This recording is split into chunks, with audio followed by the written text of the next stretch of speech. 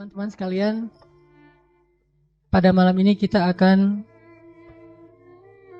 bermuhasabah dan merenungkan tentang satu hal yang saya kira tidak ada yang tidak akan terlibat emosi ketika membahas tentangnya.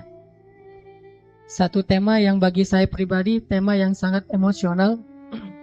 Mau dibuat poster kayak gimana pun, mau diistilahkan dengan judul apapun, tetapi ketika ada kata ibu dan ayah, maka itu akan langsung menyentuh sisi-sisi emosional kita semua. Karena tidak ada satupun di antara kita yang ada di rumah Allah ini, bahkan di bumi ini, yang tidak punya ayah dan ibu. Bahkan yang tidak mengenal ayah dan ibunya sekalipun, tetapi sejatinya Allah Subhanahu wa Ta'ala tidak menjadikan dia dari batu. Dan dia tumbuh menjadi dewasa seperti saat sekarang ini juga bukan karena dia tumbuh secara otodidak sendiri. Jadi kalau kita merasa saya tidak kenal ayah saya tidak kenal ibu saya misalnya, dan mungkin gak ada di sini, kalaupun ada, maka sesungguhnya ayah ibu kita itu adalah mungkin bukan yang melahirkan kita, tetapi yang membesarkan kita dan berkorban untuk itu. Maka saya kira tema tentang birrul walidain, uququl walidain, berbakti dan durhaka kepada kedua orang tua adalah secara pribadi tema yang paling emosional. Tema yang semua kita mengalaminya. Dan biasanya tema ini akan diwarnai dengan penyesalan. Bukan diwarnai dengan rasa syukur, tetapi penyesalan lebih besar dari rasa syukur itu. Kita bersyukur Allah Subhanahu wa Ta'ala memberikan kita orang tua. Orang tua kita mungkin sebagian besar di sini orang tuanya muslim. Dan sebagian besar juga orang tuanya adalah orang tua yang bertanggung jawab, yang habis-habisan buat anaknya. Tetapi ada yang lebih besar dari sekedar rasa syukur itu, yaitu penyesalan. Penyesalan karena kita belum sampai hari ini menunaikan hak orang tua kita. Atau lebih penyesalan lagi kalau kenyataannya salah satu atau kedua orang tua kita itu telah tiada, sehingga hampir tidak punya lagi kesempatan bagi kita untuk membaktikan diri dan membalas jasa-jasa mereka. Maka teman-teman sekalian, tadi salah satu guru saya juga, adik saya juga, beliau adalah Bilal Attaqi. Itu sama-sama pakai Attaqi bukan karena keluarga, karena bahasa Instagram. Bilal Attaqi tadi alhamdulillah beliau sedang silaturahim ke saya di Bandung dari Riau, mengimami kita sholat maghrib dan membacakan ayat yang paling jelas tentang berbakti kepada kedua orang tua. Tapi bedanya beliau suaranya lebih powerful. Kalau saya kan suaranya agak-agak gak jelas gitu ya, kayak habis musim hujan terus becek gitu.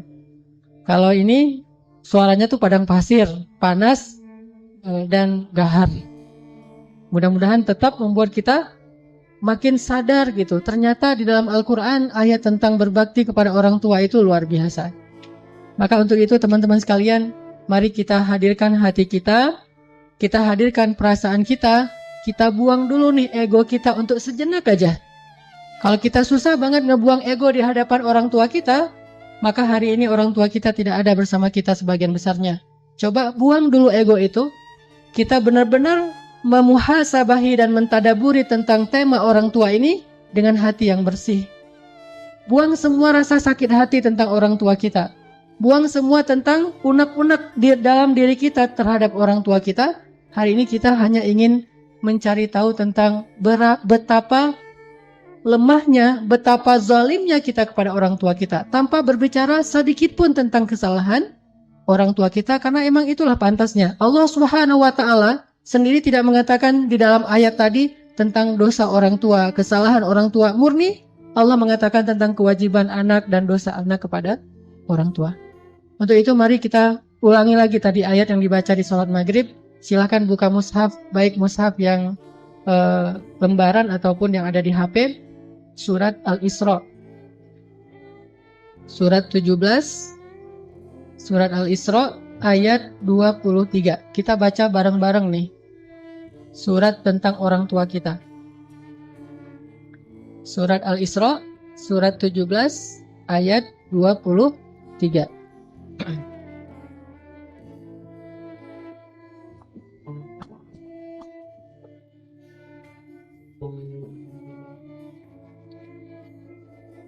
Surat Al-Isra, surat 17 ayat 23.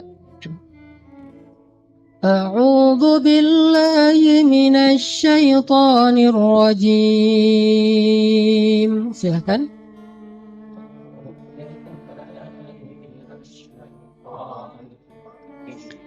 Bismillahirrahmanirrahim.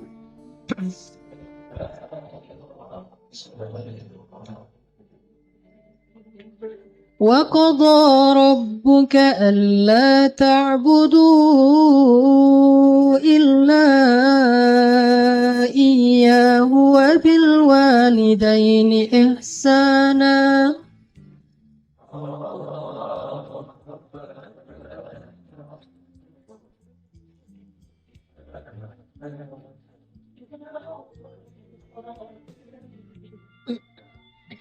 إما يبلغن عندك الكبر أحدهما أو كلاهما فلا تقل لهما أف.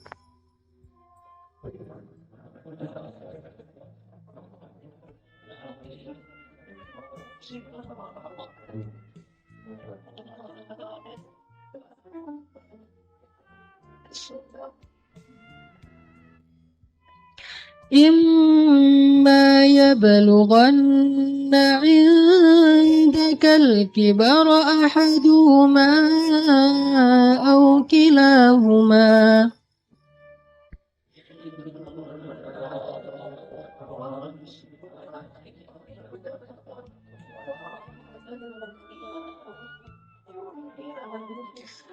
فلا تقل لهما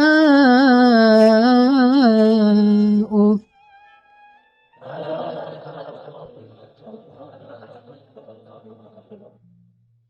ولا تنهرهما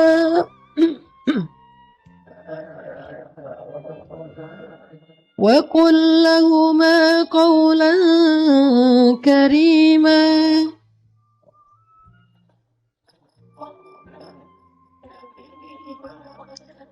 فلا تقل لهما أف ولا تنهرهما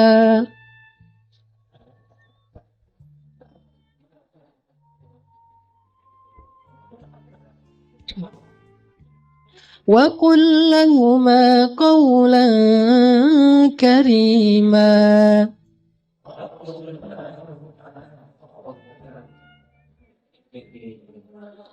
واخفض لهما جناح الذل من الرحمة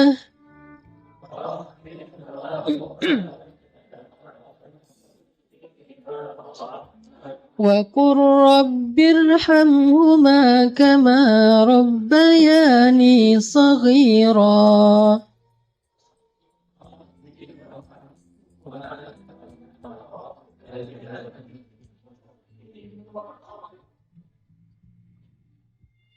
Dan Tuhanmu telah memerintahkan supaya kamu tidak menyembah selain Dia, dan hendaklah kamu berbuat baik kepada ibu bapakmu dengan sebaik-baiknya. Jika salah seorang di antara keduanya atau kedua-duanya sampai berusia lanjut dalam pemeliharaanmu, maka sekali-kali janganlah kamu mengatakan kepada keduanya perkataan uf, dan janganlah kamu bentak mereka, dan ucapkanlah pada mereka perkataan yang mulia. Dan rendahkanlah dirimu terhadap mereka dengan penuh kasih sayang. Dan katakanlah, Ya Rabbana, kasihanilah mereka berdua sebagaimana mereka telah mendidik aku sejak kecil.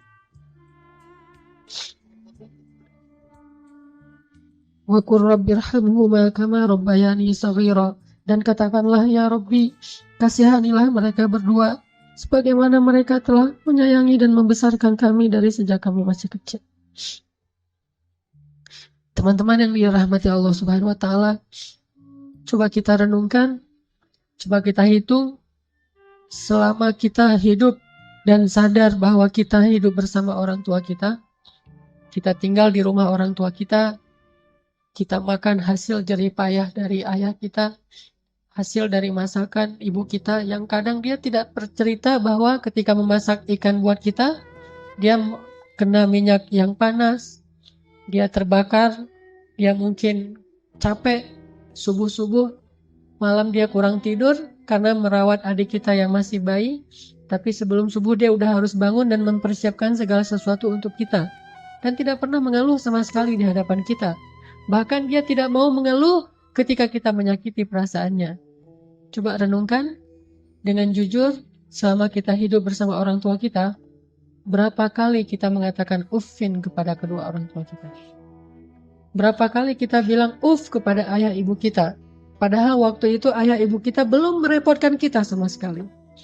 Sama sekali belum merepotkan kita. Justru kita yang merepotkan kedua orang tua kita. Dalam keadaan merepotkan mereka pun, coba hitung berapa kali kita menghardik, mencela, atau menyela pembicaraan mereka. Berapa kali kita mengatakan kalimat-kalimat membantah uffin kepada orang tua kita. Padahal kita yang sedang dalam tanggungan mereka dan merepotkan kehidupan mereka.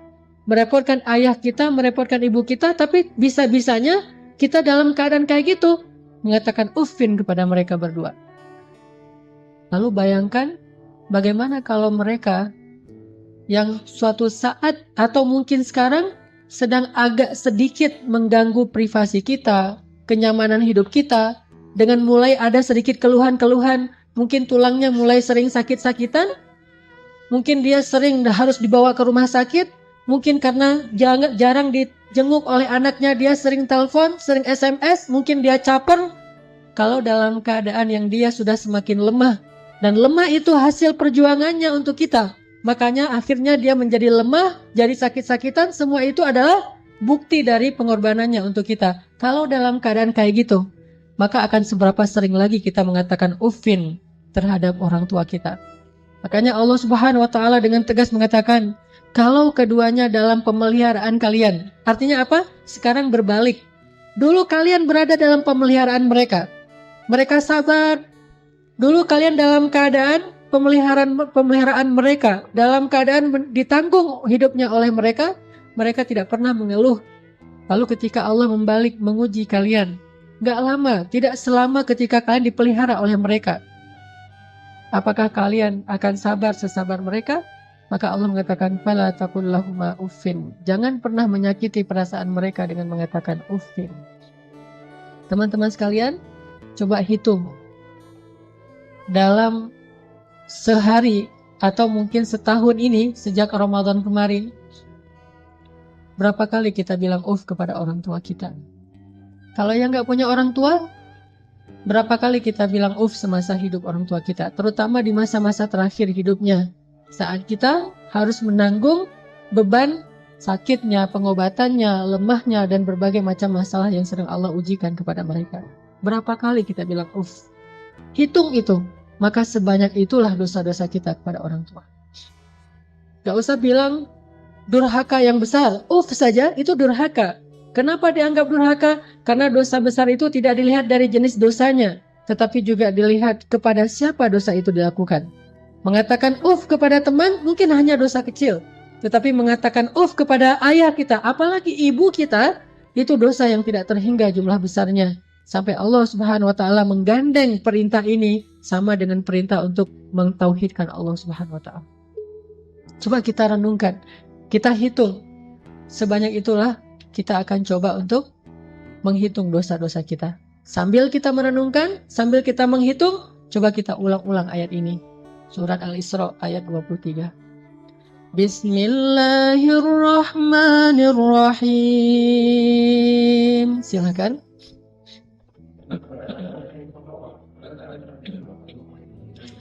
Wa qada rabbuka alla ta'budu illa iyyahu وبالوالدين إحسانا.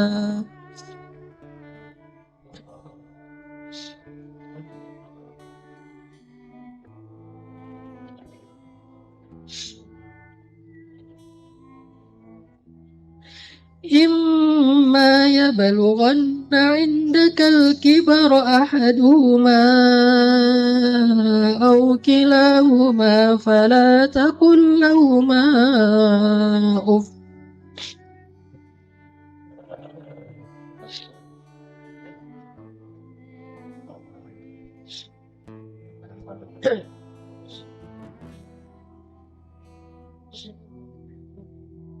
Coba ingat, seandainya orang tua kita mulai sepuh, udah tua renta, apakah pernah ada adegan dalam kehidupan kita membentak orang tua kita sampai orang tua kita merasa ketakutan kepada anaknya sendiri? Orang tua kita nggak berani untuk mengatakan keinginannya, ingin dibuatkan atau ingin dimasak, ingin dibelikan satu masakan kesukaan dia. Saking takut dan saking kagetnya orang tua kita terhadap sikap kita yang pernah memarahi, membentak, bahkan kadang mencela orang tua kita. Coba ingat adegan itu yang pernah terjadi di suatu pagi di rumah kita kepada orang tua kita. Adegan yang pernah terjadi di suatu malam di hadapan orang tua kita. Bahkan kadang kita pernah memarahi orang tua kita sampai dia malu di hadapan orang banyak, di hadapan saudara-saudara kita, di hadapan saudara-saudaranya, di hadapan orang banyak yang dia tidak kenal, mungkin di jalan, mungkin di pasar, mungkin di mall, mungkin dimanapun. Karena kita kecewa kepada orang tua kita, lalu kita marahi orang tua kita habis-habisan di depan orang banyak. Tapi orang tua kita merasa sedih, kecewa, lalu merasa takut kepada anaknya yang dulu sering dia gendong. Anak yang dulu dikecup keningnya, tetapi ketika anak ini merasa sudah mampu, sudah punya segalanya dan orang tuanya dalam keadaan lemah, dengan sombong dia membentak orang tuanya. Dengan sombong dia memarahi orang tuanya tanpa pernah peduli dan tidak pernah lagi ingat bagaimana dulu dia diperlakukan oleh ayah. Ingat, adegan itu pernah terjadi dalam kehidupan kita. Kalau kita merasa kita tidak pernah melakukan itu, mungkin kita adalah seorang pelupa. Saya kira orang seperti kita yang dulu pernah masa-masa kelam, pernah nggak stabil emosinya, pernah mengalami masa-masa sulit. Saya kira semua kita pernah ngalamin masa ketika kita benar-benar menyakiti perasaan ayah dan ibu kita.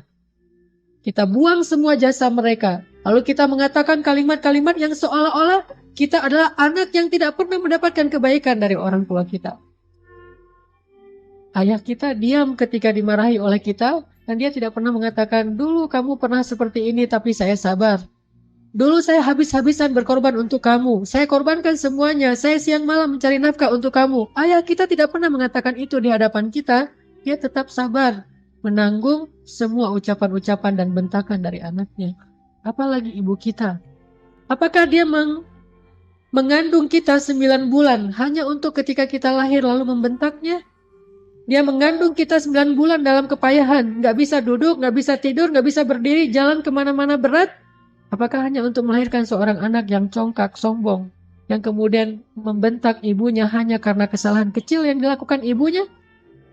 Ingat, adegan itu pernah terjadi di dalam kehidupan kita. Lalu coba baca perintah Allah.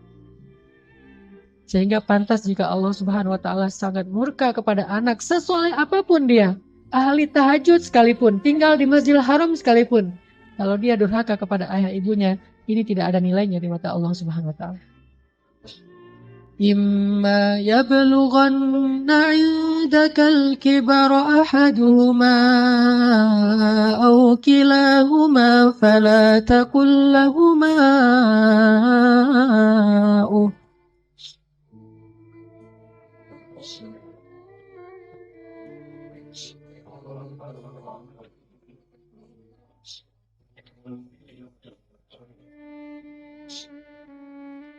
Seandainya salah satu dari mereka atau keduanya tumbuh atau hidup bersama kalian dalam tanggungan kalian, maka janganlah sekali-kali kalian mengatakan kepada keduanya kalimat-kalimat yang menyakiti. Uffin. Allah larang kita untuk mengatakan itu. Lebih baik kita tidak pernah sholat sunnah sekalipun, kalau kita masih bisa tetap menjaga lisan kita kepada orang tua. Daripada kita menjadi ahli ibadah, tetapi kita tidak mampu menjaga lisan kita dari menyakiti orang tua kita. فلا تقل لهما أف ولا تنهرهما. Silakan.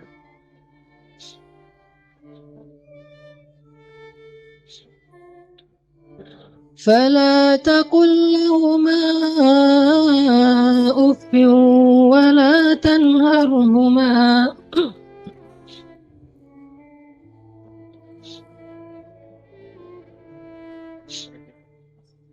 ولا تنهرهما وقل لهما قولا كريما.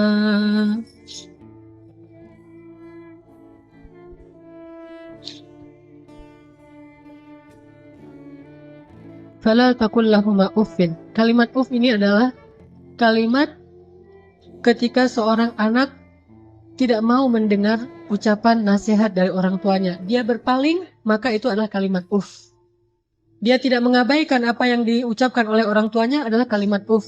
Orang tuanya belum selesai berbicara, dia sudah pergi, itu adalah kalimat uf.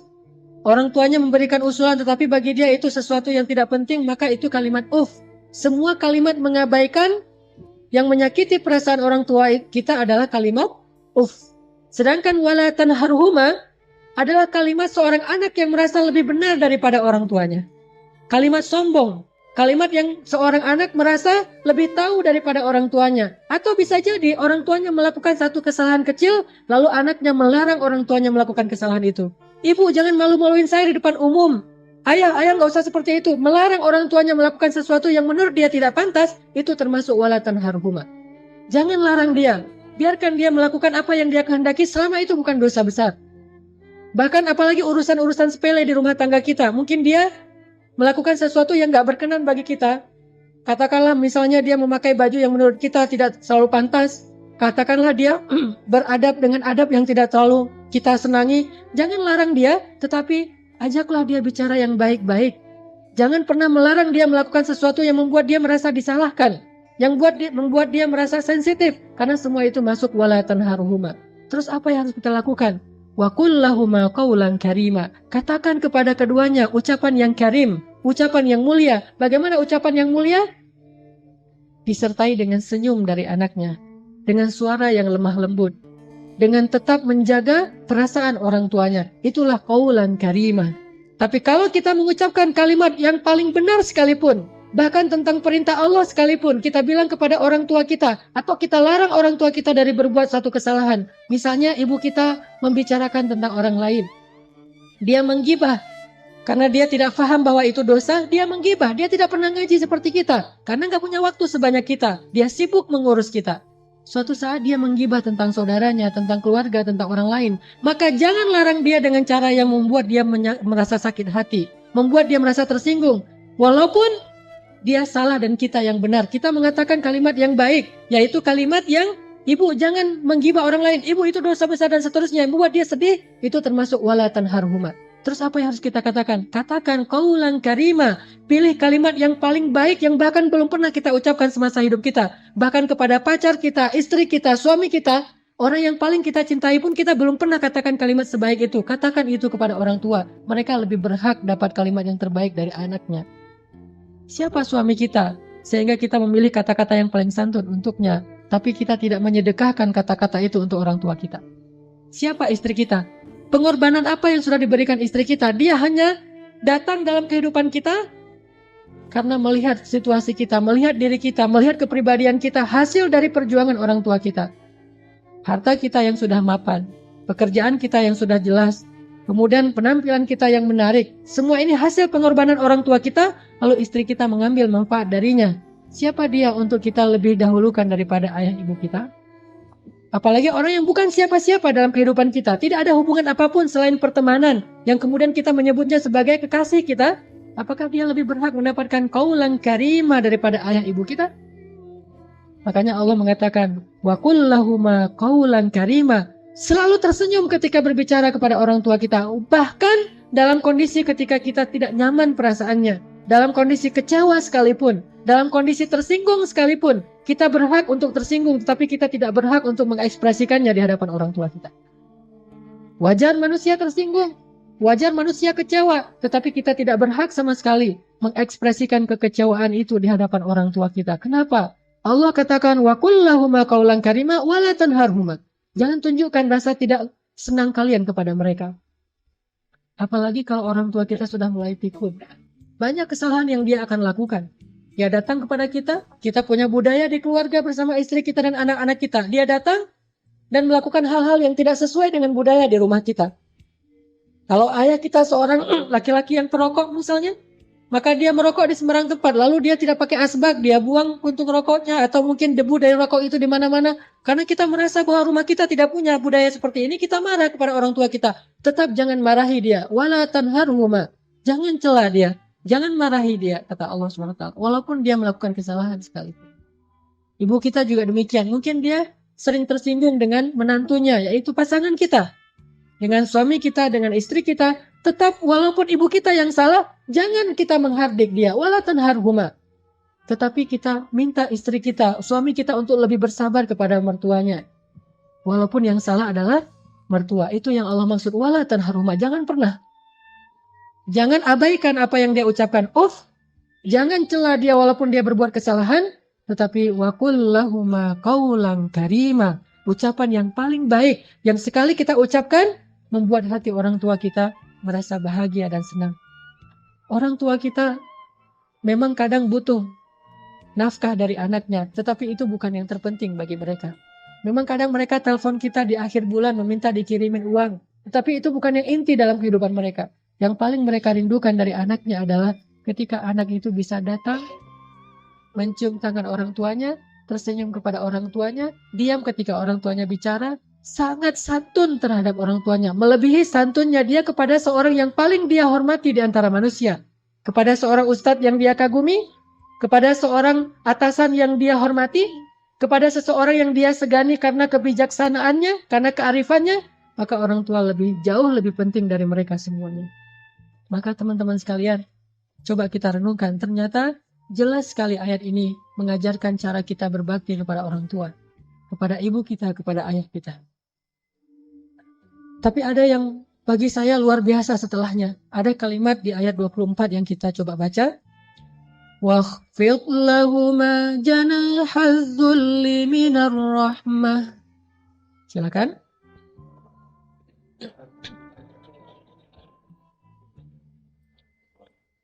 وَاخْفِضْ لَهُمَا جَنَاحَ الذُّلِّ مِنَ الرَّحْمَةِ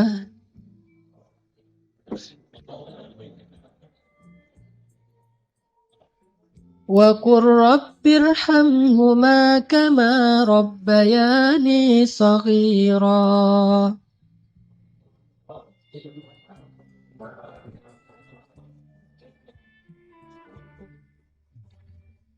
Dan rendahkanlah dirimu terhadap mereka berdua dengan penuh rasa kasih sayang. Rendahkan dirimu. Kalau dalam bahasa Arab kalimat wakhfid lahuma janahadzul itu adalah kalimat ketika kita merasa tidak ada apa-apanya dibandingkan mereka. Tidak boleh seorang anak walaupun dia seorang profesor, walaupun dia seorang pengusaha sukses, walaupun pendidikannya tinggi, walaupun wawasannya luas, walaupun hartanya berlimpah, walaupun pergaulannya itu luas sekali, sehingga orang tuanya kita anggap sebagai orang tua yang kolot, orang tua yang tradisional, orang tua yang tidak banyak tahu, orang tua yang tidak gaul, yang tidak update informasi, orang yang tidak punya ilmu seperti kita, sama sekali kita tidak boleh merasa lebih dari mereka. Sama sekali tidak boleh. Kenapa? Ketika kita merasa lebih dari orang tua kita, menunjukkan kebodohan kita di hadapan Allah SWT. Allah tidak menyebut kita sebagai orang yang hikmah, sebagai orang yang arif, orang yang bijaksana, orang yang berilmu, orang yang alim, orang yang rasikhuna fil ilm. Tidak disebut sebagai orang yang musaqqaf, orang yang berwawasan. Tidak disebut sebagai orang yang cerdas, orang yang syatir. Tidak disebut itu di dalam Al-Quran kalau kita tidak bisa merendahkan diri kita di hadapan orang tua kita. Bukan rendah hati, bahkan rendah diri di hadapan orang tua. Orang yang cerdas itu bagi Allah adalah orang yang rendah diri di hadapan ibu bapaknya. Dia merasa bahwa dia tidak lebih tahu daripada orang tuanya. Walaupun Dia tahu lebih daripada orang tuanya, tetapi dia tidak pernah merasa lebih tahu daripada orang tuanya. Sehingga ketika orang tuanya bicara, dia bisa menghargai semua yang diucapkan orang tuanya. Tidak mengatakan, itu nggak penting. Apa yang diucapkan orang tuanya menurut dia sesuatu yang tidak realistis. Zaman sudah berubah dan seterusnya dan seterusnya. Bahkan secara tidak sengaja, kadang kita mentertawakan ucapan orang tua kita. Kita mentertawakan kekolotan orang tua kita yang kadang-kadang tidak dia sengaja dia tunjukkan di hadapan kita dan anak-anak kita. Bahkan kadang kita mengajak pasangan kita. Kita mengajak anak-anak kita untuk semuanya mentertawakan nenek mereka, mertua mereka, ayah atau ibu kita di hadapan orang banyak. Bakti seperti apa ini?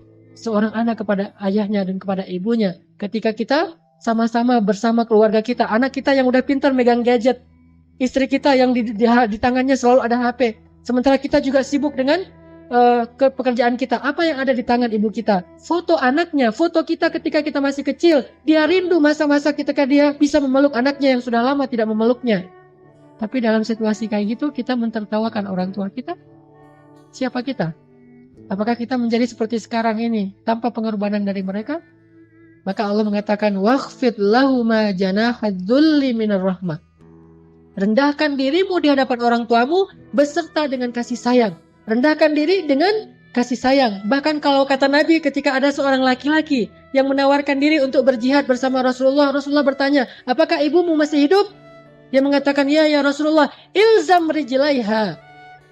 Apa kalimatnya? Ilzam rijlaiha. Ilzam itu adalah terus menerus. Rijlai artinya dua kaki. Ha adalah perempuan. Maka terus meneruslah kamu seolah-olah berbakti kepada ibumu dengan kalimat terus meneruslah kamu mencium kaki orang tuamu atau ibumu. Disuruh cium kaki ibu kita oleh Rasulullah. Ilzam rijlaiha. Karena sesungguhnya di bawah kaki ibu kita, saking rendahnya surga di mata Allah dibandingkan seorang ibu, ternyata surga itu di bawah telapak kaki ibu. Ilzam rijlaiha, kata Rasul. Bukan berjihad. Bagi kamu, khusus bagi sahabat ini tidak berlaku bagi yang lain, tetapi ini pelajaran tetap sunnah Nabi. Bukan jihad yang terpenting bagi dia, karena dia belum baik kepada ibunya. Bukan berdakwah kepada banyak manusia yang terpenting bagi dia amalannya. Bukan tahajud, bukan ibadah, bukan ke masjid setiap 5 waktu dalam sehari. Tetapi amalan yang paling penting bagi laki-laki ini adalah ilzam rijlai ummika. Maka ilzamlah, tunduklah kamu, dan selalulah kamu berada di kaki ibumu. Selalulah kamu berada di kaki ibumu. Gak pantas bahkan seorang anak dengan kesombongan dia duduk di atas, ibunya di bawah. Atau setidaknya dia berduduk sama rata dengan ibunya. Anak yang paling cerdas, yang paling arif, yang paling dicintai Allah itu justru dia selalu duduk di bawah kaki ibunya. Dia manja kepada ibunya, dia memijit-mijit kaki ibunya yang mungkin dulu di masa yang dia masih kecil lelah. Bukan lelah sekarang, apa sih ibu mah kerjaan dari pagi tidur aja. Mungkin sekarang dia tidak lelah karena dia sudah tidak banyak pekerjaan. Tetapi dia pernah sangat-sangat lelah ketika membesarkan kita. Maka kalau dulu kita tidak pernah memijit kakinya, sekarang kita balas. Kita mijit-mijit kaki ibu kita. Kita tanya ibu-ibu mau dipijit di bagian mana, di pundak atau di kaki atau di lengan. Pasti dia akan mengatakan tidak usah. Kalaupun dia meminta, maka kita berbahagia karena ibu kita menunjukkan apa yang harus kita lakukan. Sampai seorang salafus salih, ketika ibunya meninggal, dia menangis. Orang bertanya, ya Syekh, kenapa Anda menangis? Bukankah ibu Anda ini meninggal dalam keadaan baik? Dia orang yang solehah dan seterusnya. Dan semuanya juga akan kembali kepada Allah. Kenapa Anda menangis? Apa kata salafus salih ini? Saya menangis karena saya tahu bahwa mulai hari ini pintu surga itu telah tertutup untuk saya. Sejak ibu saya meninggal, berarti pintu surga itu telah tertutup untuk saya. Maka berbahagialah teman-teman sekalian yang masih punya ayah dan ibu. Apalagi ketika ayah dan ibu itu sudah semakin dalam tanda kutip merepotkan kita. Maka justru saat itulah Allah Subhanahu wa Ta'ala memberikan kita pintu surga yang sangat lapang untuk kita masuki. Bersabarlah. Bersabarlah dalam menghadapi berbagai macam perangai mereka. Walaupun mereka menyakiti perasaan kita, jangan tunjukkan itu di hadapan mereka. Waqfid janahak. Tundukkan diri kita. Kalau perlu cium kaki orang tua kita. Terus terakhir Allah katakan, wa qur rabbir hamhuma kama rabbayani shaghira. Ya Allah, sayangilah kedua orang tua saya sebagaimana mereka membesarkan saya sejak kecil. Sayangi mereka ya Allah. Itu kalimat yang paling besar yang bisa kita ucapkan untuk orang tua kita ketika mereka tidak bersama kita, baik mereka masih hidup atau sudah wafat sekalipun. Katakan itu selalu di dalam doa kita, baik ketika sujud atau di luar sujud, di luar sholat. Wa qur rabbirhamhuma kama rabbayani shaghira. Itulah teman-teman. Mudah-mudahan kita malam ini Allah beri hidayah untuk lebih sadar, membuang ego kita. Dan kalau perlu malam ini juga kita menelpon orang tua kita. Kalau yang dekat datangi orang tua kita. Kalau tidak ada orang tua, mertua kita, karena itu juga orang tua kita, cium kaki mereka, pijit kaki mereka, minta maaf kepada mereka, minta ampun kepada mereka. Mudah-mudahan keridhaan mereka akan menurunkan keridhaan Allah dan rahmat kepada kita. Insya Allah kita lanjutkan setelah sholat Isya. Teman-teman sekalian, marilah kita buka firman Allah di dalam surat Luqman. Surat 31 ayat 14 dan 15. Surat Luqman masih tentang ayat berbakti kepada kedua orang tua yang ada di surat Luqman, surat 31 ayat 14 dan 15. Bismillahirrahmanirrahim.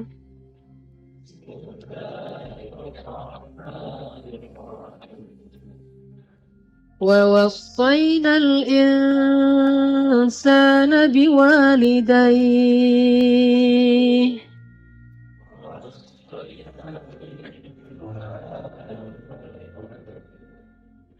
حملته أمه وهنا على وهن وفصاله في عامين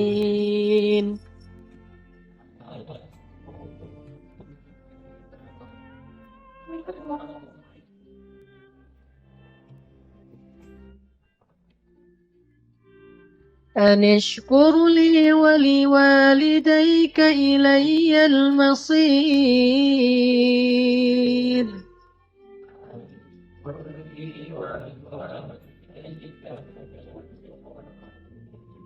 وإن جاهداك على أن تشرك بي ما ليس لك به علم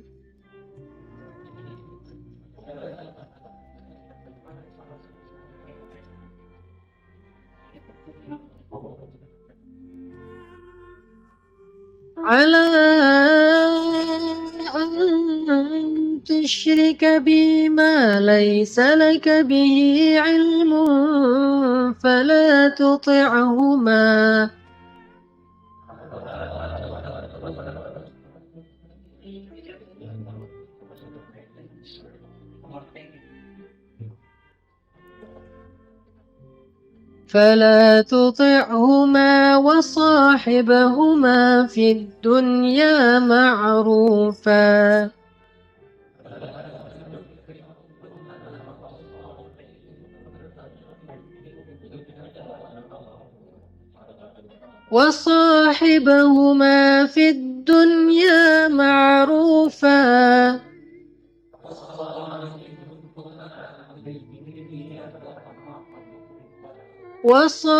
وصاحبهما في الدنيا معروفا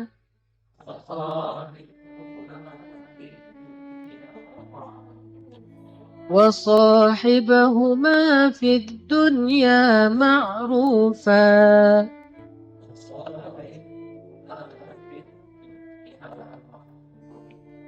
واتبع سبيل من أناب إلي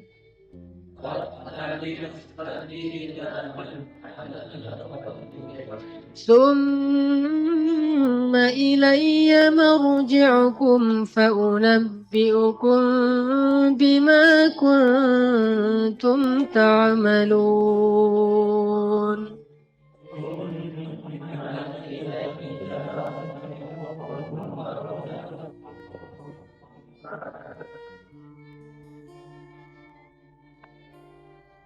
Dan kami perintahkan kepada manusia agar mereka berbuat baik kepada dua orang ibu bapaknya. Ibunya telah mengandungnya dalam keadaan lemah yang bertambah-tambah dan menyapihnya dalam 2 tahun. Bersyukurlah kepadaku dan kepada kedua orang tuamu. Hanya kepada akulah kamu dikembalikan. Dan jika keduanya memaksa kamu untuk mempersekutukan aku dengan sesuatu yang kamu tidak punya ilmu tentangnya, maka janganlah sekali-kali kamu mengikuti keduanya, tetapi tetaplah temani keduanya di dunia dengan baik. Dan ikutilah jalan orang yang kembali kepadaku. Kemudian hanya kepadakulah kembalimu, maka kuberitakan kepadamu apa yang telah kamu kerjakan.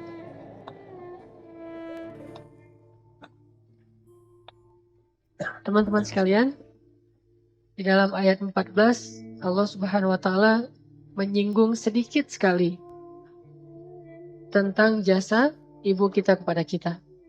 Yaitu yang paling luar biasa adalah ketika ibu kita mengandung kita dalam keadaan kepayahan. Apalagi kalau misalnya yang tahu bahwa dulu orang tua kita itu susah. Orang tua kita itu miskin. Orang tua kita itu serba kekurangan. Dan saat sedang mengandung kita, ibu kita itu dalam keadaan sangat-sangat kurang gizinya. Dia lemah karena kurang makanannya, karena kurang gizinya, kurang vitamin, tetapi tetap berusaha untuk terus bisa memberikan yang terbaik buat anaknya.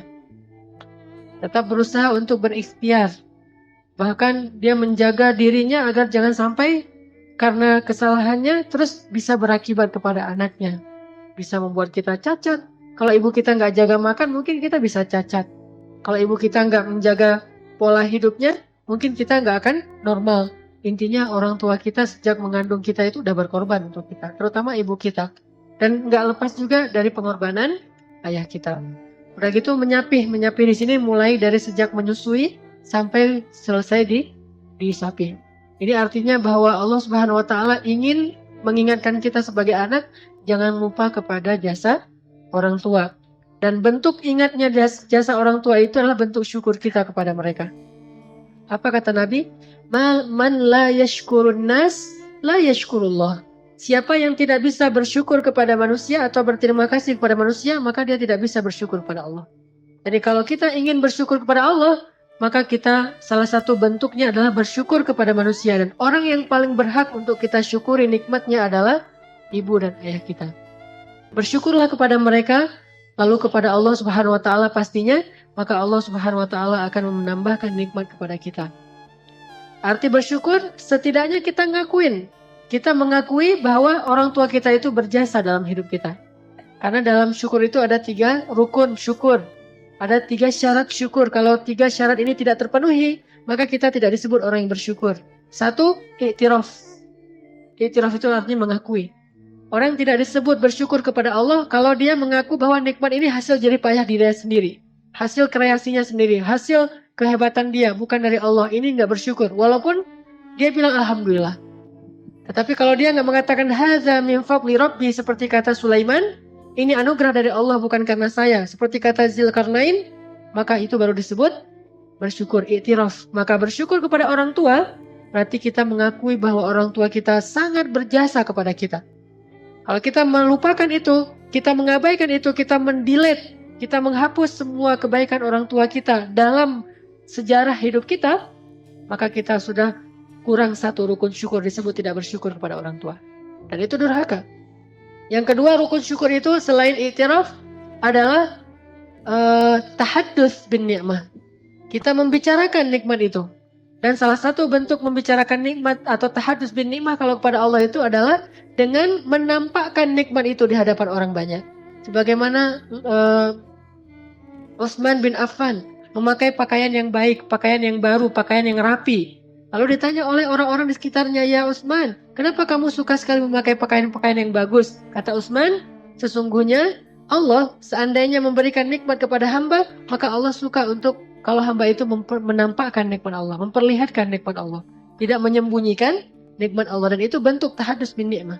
Selain ngebicarain, bisa juga dengan cara menampakkan, mendemokan.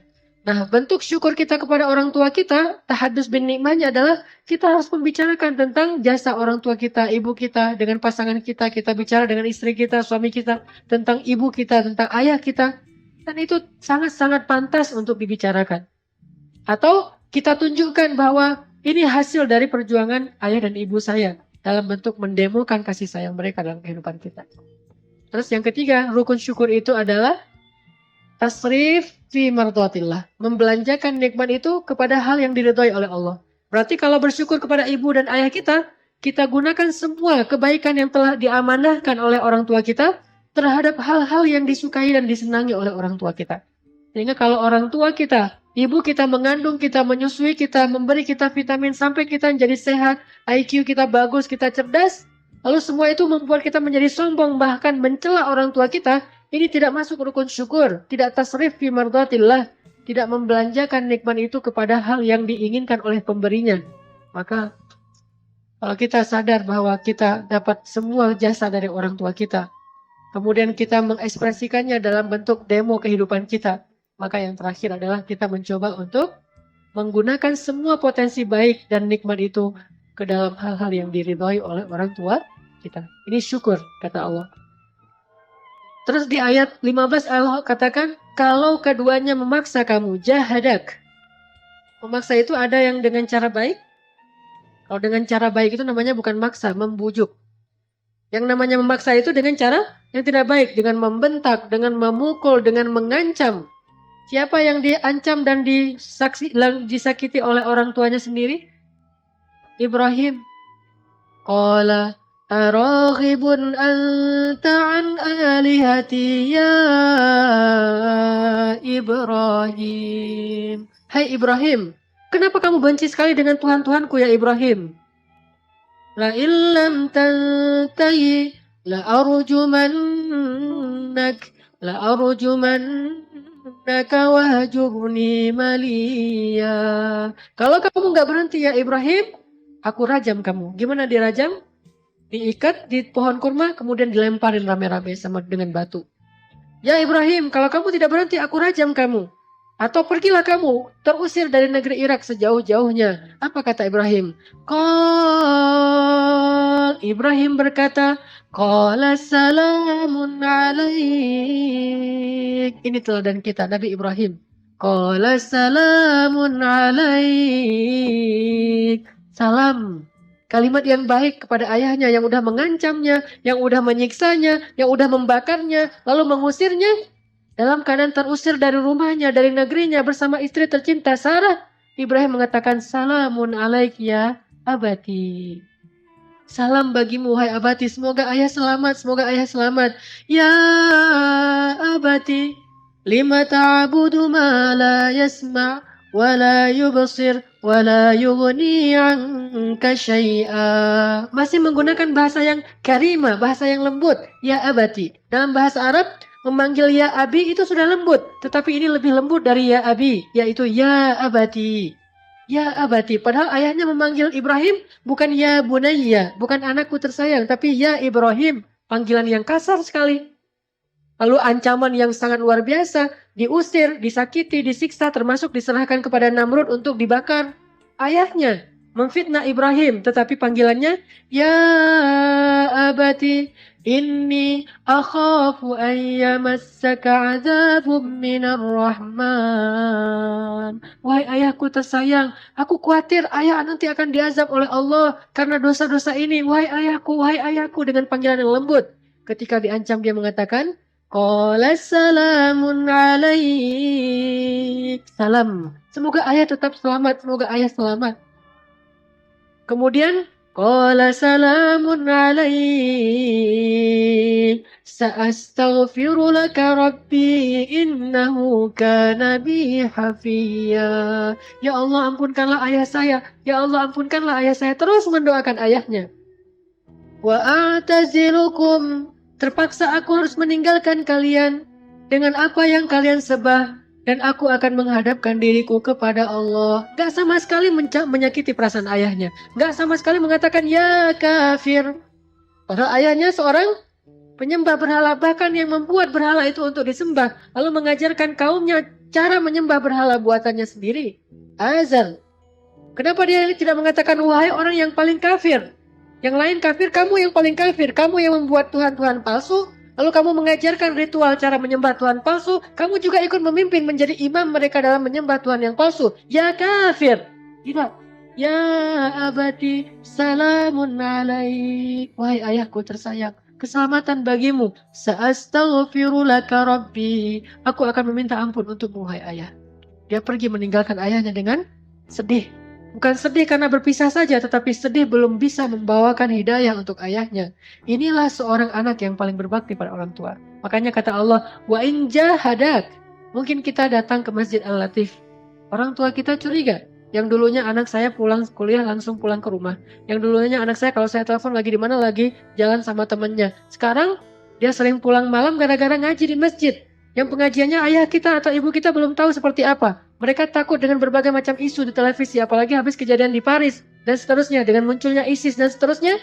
Ayah dan ibu kita merasa khawatir, dan kadang-kadang ekspresi kekhawatirannya itu agak mengganggu kita, menyakiti perasaan kita, menghalang-halangi kita. Belum disuruh untuk kafir, baru dilarang untuk mengaji, belum dilarang untuk menyembah Allah. Sedangkan ayat ini melarang kita menyembah Allah dan bahkan menyuruh kita untuk kufur kepada Allah. Tapi Allah mengatakan, wasahibhuma fid dunya ma'rufa. Tetap temani, hidup bersama mereka di dunia secara baik. Jangan pernah sakitin mereka, walaupun kafir sekalipun. Yang paling kafir sekalipun. Siapa sahabat yang orang tuanya kafir dan bahkan melarang dia masuk Islam sampai dia nangis-nangis memaksa anaknya kembali kepada agama jahiliyah? Sa'ad bin Abi Waqqas. Ketika Sa'ad bin Abi Waqqas masuk Islam, ibunya ngosel-ngosel. Ibunya keluar rumah, kemudian tidur di halaman rumah. Dia berdebut seluruh tubuhnya, gak mau makan, gak mau minum, dan mengutuk anaknya. Kalau Sa'ad gak mau kembali ke rumah dan kembali ke agama nenek moyang, saya tidak akan pernah makan. Marah-marah gitu. Mendemokan di depan orang banyak, mengatakan Sa'ad sudah lupa. Lihat Sa'ad, sejak dia bergaul dengan Muhammad, dia jadi durhaka kepada ibunya. Dulu Sa'ad itu nggak akan pernah bisa membiarkan saya kayak gini. Sekarang Sa'ad menjadi anak yang durhaka. Dituduh dengan tuduhan-tuduhan macam-macam. Tetapi Sa'ad datang dan mengatakan, ya ibu, masuklah. Saya tidak akan masuk. Kamu anak durhaka, mencela ibu saya, ibumu dan nenek moyang orang tuamu. Tapi Sa'ad tetap mengatakan, ya ibu, mari kita masuk. Ya ibu, mari kita masuk. Kalau saya masuk, kamu harus syirik kepada Allah. Apa kata Sa'ad? Wahai ibu, bagaimanapun apapun yang ibu lakukan, saya tidak akan pernah syirik kepada Allah. Tetapi saya juga tidak akan pernah menzalimi hak ibu. Saya akan terus berbakti pada ibu. Akhirnya lama-lama ibunya luluh dan masuk. Setelah masuk, Sa'ad terus mendoakan kepada Allah untuk kebaikan ibunya. Sampai bahkan salah satu hadis tentang bersedekah atas nama ibu adalah sedekahnya Sa'ad bin Abi Waqqas. Itu hadis bagi sebagian besar ulama bolehnya bersedekah atas nama orang lain atau orang tua, yaitu hadisnya Sa'ad bin Abi Waqqas ketika dia bertanya kepada Rasulullah, ya Rasul, bolehkah saya bersedekah atas nama ibu saya? Rasulullah mengatakan boleh.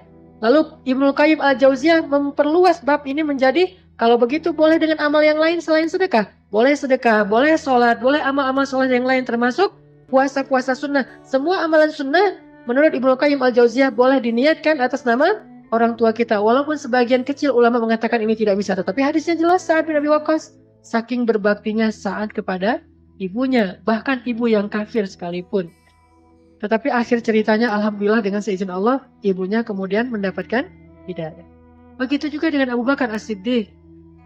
Yang ayah dan ibunya belum beriman. Tetapi ketika Abu Bakar bisa menghadap Rasulullah dengan penuh pengharapan, dalam keadaan sangat akrab dengan Rasulullah, apa yang pertama diminta Abu Bakar? Ya Rasulullah, ajaklah ibu saya untuk masuk Islam. Mudah-mudahan dengan ajakanmu ibu saya mendapatkan hidayah. Itu yang terus difikirkan oleh Abu Bakar.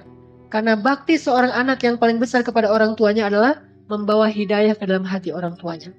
Bukan sekedar memberi senyum, walaupun itu sangat-sangat penting yang seperti awal saya bahas tadi. Bukan sekedar menafkahi, walaupun itu tanggung jawab yang sangat besar bagi kita.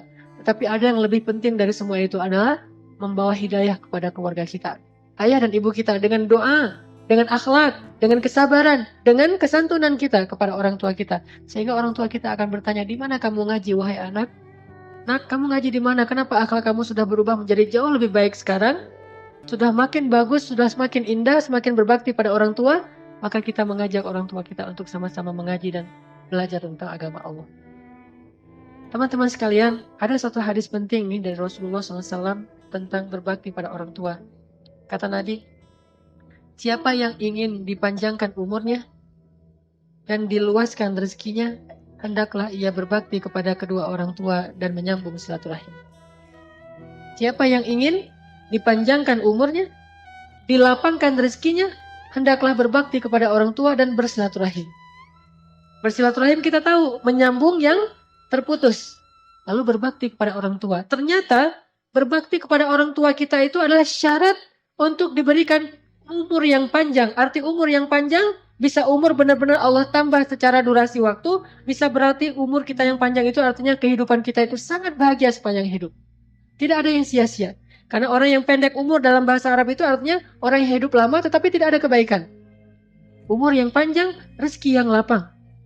Sehingga kalau kita merasa bahwa pekerjaan kita mulai banyak masalah, usaha-usaha kita mulai merugi, lalu kita mencari-cari penyebab faktor ini kenapa usaha saya rugi. Mungkin karena salah di marketing, mungkin karena salah di sini. Kita evaluasi sekian banyak hal, tetapi jangan lupa yang pertama bukan itu. Tetapi evaluasi dulu hubungan kita dengan Allah, kemudian kepada orang tua. Bagaimana hubungan kita dengan Allah? Karena dari Allah lah sumber rezeki kita. Lalu bagaimana dengan orang tua? Karena orang tua kita lah pintu rezeki. Kalau sumbernya telah memberikan kepada kita rezeki, tapi pintunya kita ditutup, tetap kita nggak akan mendapatkan rezeki itu. Kalau kita punya masalah di kantor kita, datang kepada ibu dan ayah kita. Kalau kita punya masalah di kampus dan di sekolah kita, kenapa nilai saya anjlok? Kenapa saya susah belajar? Atau bahkan nggak punya semangat belajar sama sekali, datanglah kepada ayah dan ibu kita. Kalau kita punya masalah keluarga, suami istri, atau anak, datanglah kepada ayah ibu kita. Kalau kita punya masalah pribadi, datanglah kepada ayah ibu kita. Karena di sanalah Allah Subhanahu wa Ta'ala titipkan kebahagiaan kita di dunia dan di akhirat. Umur dan rezeki.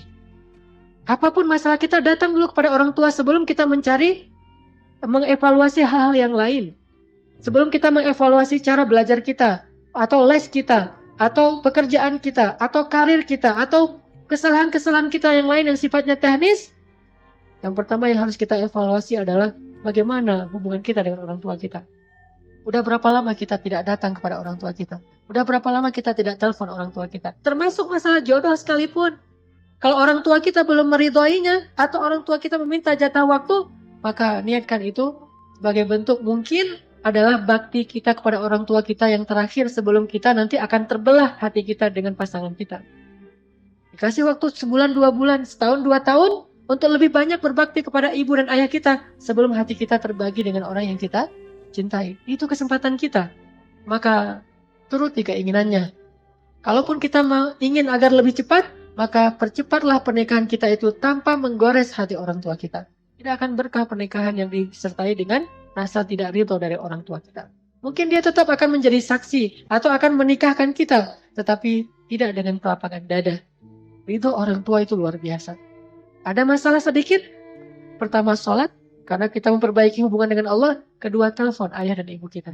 Dan saya mengalami itu luar biasa, kemudahan-kemudahan yang Allah berikan dalam hidup saya beberapa saat yang lalu, karena saya masih punya ayah dan ibu. Dan saya merasa ketika sejak terakhir ayah saya meninggal, kehidupan saya itu banyak sekali ujian. Lalu saya mencoba untuk memuhasabahi diri saya. Oh, ternyata mungkin saya belum terlalu dekat, belum terlalu banyak berbakti kepada mertua saya. Saya coba memperbaiki hubungan saya dengan mertua. Setelah memperbaiki hubungan dengan mertua, ternyata Allah bukakan lagi kebaikan-kebaikan dan kemudahan dalam urusan hidup saya. Kalau bukan karena doa ibu saya, mungkin saya tidak akan bertahan lama di Mesir. Saya pernah cerita beberapa kali bagaimana saya berangkat ke Mesir tanpa modal sama sekali. Di kantong saya itu nggak ada uang sepersen pun. Satu-satunya modal saya adalah doa dari ibu saya yang mengantarkan saya ke bandara. Dan yang membuat saya sedih, tanpa saya ketahui ternyata saat di bandara itu adalah saat terakhir saya bertemu dengan ibu saya. Dan tidak akan bertemu lagi, kecuali mudah-mudahan harapannya bertemu di surga. Kenapa? Ketika saya berangkat ke Mesir, 4 tahun berselang kemudian ibu saya menjadi korban tsunami dan meninggal dunia. Dan alhamdulillahnya yang saya syukuri, seminggu sebelum terjadi tsunami, alhamdulillah Allah gerakkan hati saya sehingga saya telepon ibu saya. Saya ngobrol panjang lebar, itu telepon yang paling panjang antara saya dengan ibu saya seminggu sebelum terjadi tsunami. Dan saya masih terngiang-ngiang nasihat dari ibu saya.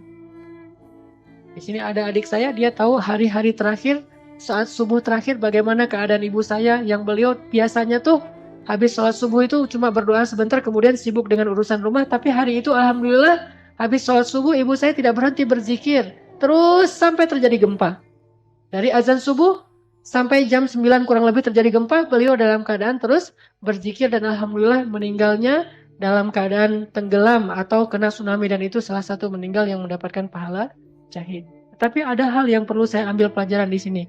Bagi kita yang masih punya orang tua, jangan berpikir bahwa kita akan bisa menemani mereka dalam waktu yang lama. Kita tidak tahu usia kita atau usia orang tua kita. Selagi ada kesempatan, raih pintu surga itu. Karena ketika mereka sudah kembali kepada Allah, berarti saat itu juga pintu surga telah ditutup dari jalan orang tua kita. Teman-teman, ayo malam ini juga kita telepon orang tua kita, minimal kita SMS orang tua kita. Kalau bisa menemui, kita temui orang tua kita, sehingga kita bisa meminta maaf dan ampun di hadapan orang tua kita. Pastinya banyak sekali kesalahan-kesalahan yang pernah kita buat. Kalau kita mau tahu gimana beratnya jadi orang tua, bagi yang sudah menikah dan punya anak sekarang ngerasain gimana susahnya jadi orang tua. Saya ngerasain gimana beratnya jadi seorang ayah. Padahal kehidupan saya jauh lebih nikmat ketimbang ayah saya dulu. Ayah saya berangkat ke tempat kerja, beliau tukang pangkas. Beliau berangkat pagi-pagi, pulang malam dengan mengendarai sepeda yang berjarak sekitar 12 km setiap hari. Pulang balik 24 km naik sepeda ontel. Naik sepeda setiap hari. Hujan, panas, dingin, dan beliau tidak punya jas hujan. Sehingga kalau hujan ya sudah hujan. Kehujanan pulang ke rumah dalam keadaan basah kuyup, paling-paling yang beliau tutup, dan saya masih ingat yang sering beliau lakukan itu kalau lagi hujan besar hanya menutup kepala dengan kain dengan kantong kresek. Cuma itu pelindung dari hujan, yang lain semuanya kehujanan sepanjang jalan. Padahal kehidupan beliau jauh lebih sulit. Saya aja yang sudah lebih nyaman, kemana-mana mungkin bisa pakai kendaraan roda 4, bisa kendaraan roda 2, terserah saya. Dan jarak bekerjanya tidak terlalu jauh, kemudian pekerjaannya bukan memangkas, bukan yang berdiri terus, gampang dihormati orang, dikasih makan dan seterusnya. Tapi merasakan betapa beratnya menjadi seorang ayah. Terus gimana perasaan ayah saya yang jauh kehidupannya lebih sulit dari saya? Maka sekarang rasakan pengorbanan orang tua kita melalui apa yang sekarang kita rasakan menjadi seorang ayah dan ibu. Mudah-mudahan itu akan membuka hati kita. Ternyata pengorbanan mereka itu luar biasa dan kita aja yang gak sadar. Mudah-mudahan teman-teman semuanya bisa mengambil manfaat dari muhasabah ini. Marilah kita tutup dengan sama-sama berdoa. Pertama doa kita untuk kedua orang tua kita, kepada kedua mertua kita, kepada saudara-saudara kita, dan terhadap kaum muslimin di seluruh dunia.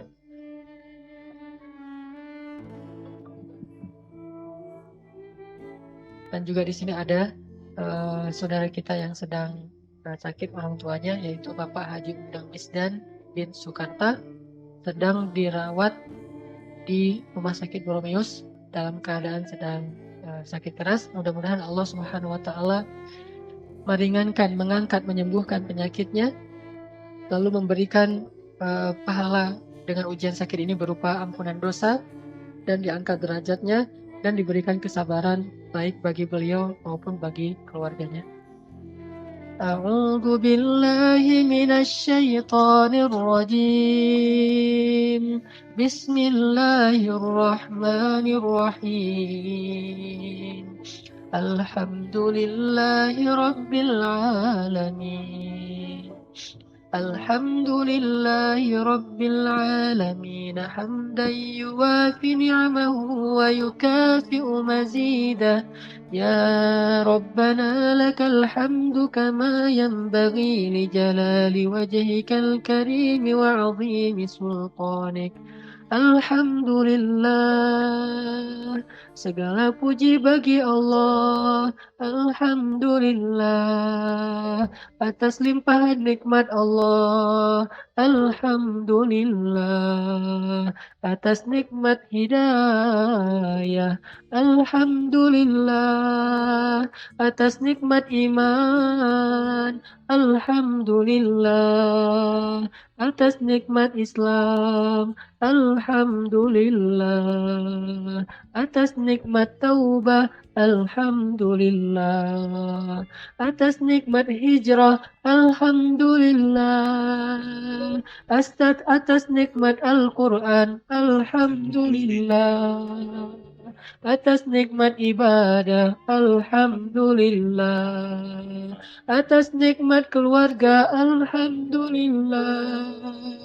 Atas nikmat keluarga, alhamdulillah. Atas nikmat diberikan seorang ayah, alhamdulillah. Diberikan ibu yang paling mencintai kami, alhamdulillah. Diberikan malaikat pasangan kami, alhamdulillah. Diberikan anak-anak penyejuk hati kami, alhamdulillah. Diberikan kemudahan rezeki, alhamdulillah. Dipilihkan untuk kami sebagai umat Muhammad, alhamdulillah. Alhamdulillah. Alhamdulillahi rabbil alamin.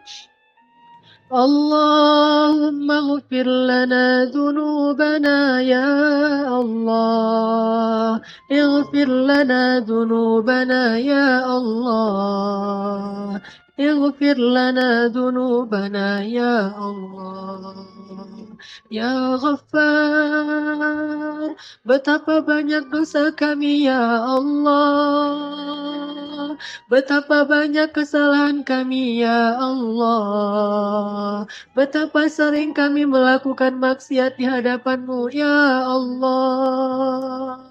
Betapa sering kami menyombongkan diri dari-Mu ya Allah. Betapa sering kami mengabaikan perintah-Mu ya Allah. Betapa sering kami melanggar larangan-Mu ya Allah. Ya Ghaffar, ampunkanlah dosa kami, Ya Ghaffar. Maafkanlah kesalahan kami, Ya Ghaffar. Hapuslah kesalahan dan kekeliruan kami, Ya Ghaffar. Ya Allah, maafkanlah kedurhakaan kami kepada ibu kami, Ya Allah. Maafkanlah kedurhakaan kami kepada ayah kami, Ya Allah. Sering kami menyakiti perasaan mereka, Ya Allah. Sering kami menyakiti perasaan ayah kami, Ya Allah. Sering kami menyakiti perasaan ibu kami, Ya Allah. Tapi doa-doa mereka terus mengalir dan dilantunkan untuk kebaikan kami, Ya Allah. Ya Allah, kami durhaka kepada ayah kami, Ya Allah. Kami melupakan jasa mereka, Ya Allah. Kami menuduh mereka zalim, padahal mereka berkorban untuk kami, Ya Allah. Maafkanlah kesalahan kami kepada ibu kami, Ya Allah. Kami pernah membentak mereka, Ya Allah. Kami pernah mentertawakan mereka, Ya Allah. Kami pernah membuat mereka ketakutan, Ya Allah. Kami mengabaikan mereka ketika mereka membutuhkan kami, Ya Allah. Kami mengabaikan mereka dan lebih memilih urusan kami daripada mereka, Ya Allah. Kami lebih memilih urusan sekolah kami daripada mereka, Ya Allah. Kami lebih memilih urusan pertemanan kami daripada mereka, Ya Allah. Kami lebih memilih urusan pekerjaan kami daripada mereka, Ya Allah. Kami lebih memilih urusan keluarga kami daripada mereka, Ya Allah. Ya Allah. Maafkanlah kami, Ya Allah. Ya Allah.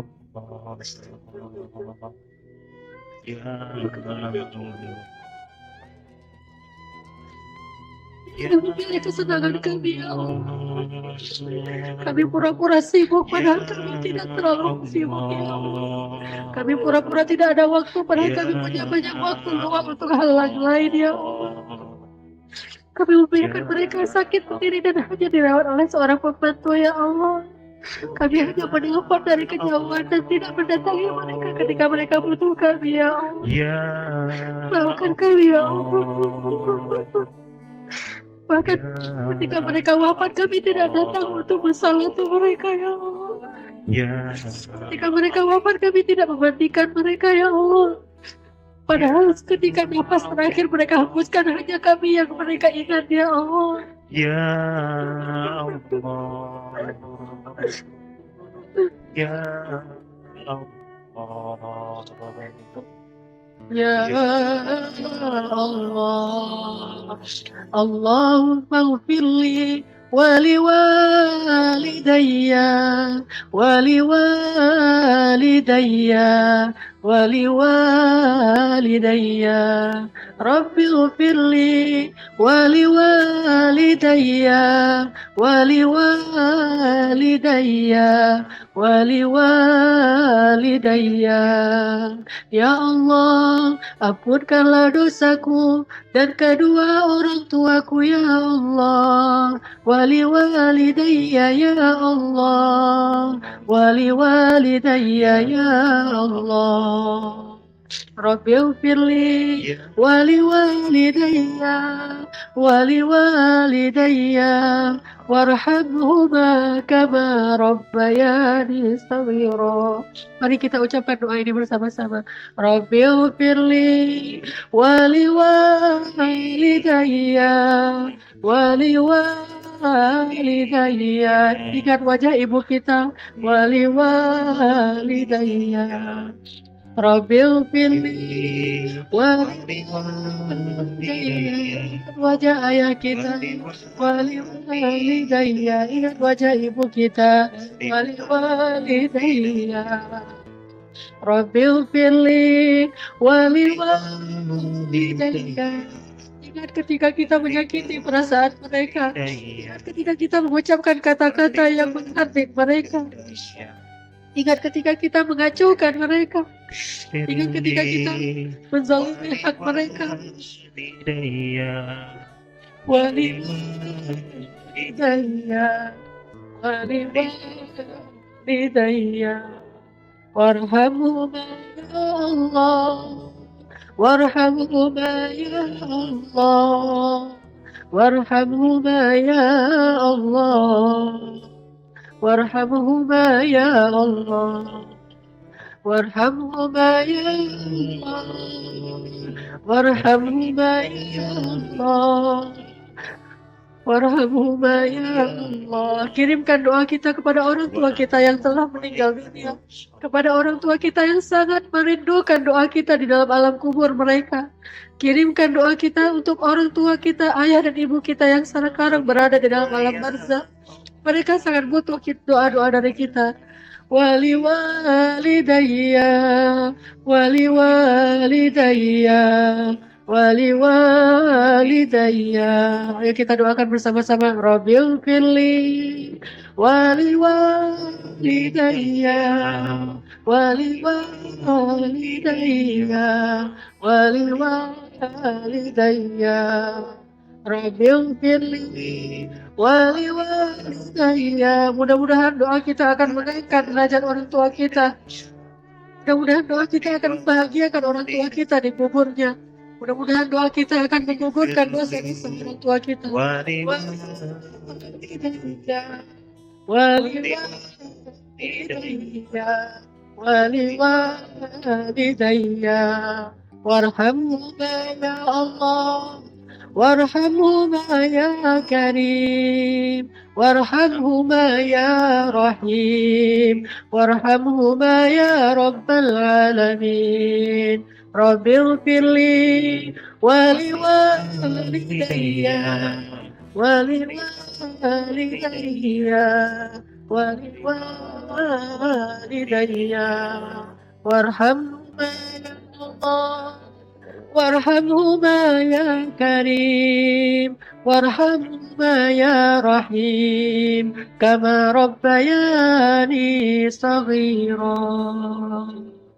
Allahumma firli wa liwalidayya warhamhuma kama rabbayani saghira.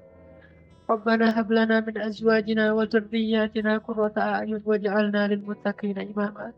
Ya Allah, jadikanlah kesalahan-kesalahan kami kepada orang tua kami tidak lagi terulang kepada anak-anak kami ya Allah. Kedurhakaan kami kepada ayah ibu kami tidak lagi terulang kepada anak-anak kami ya Allah. Jangan Engkau jadikan kekasaran sifat kami kepada orang tua kami ditiru oleh anak-anak kami kepada kami ya Allah.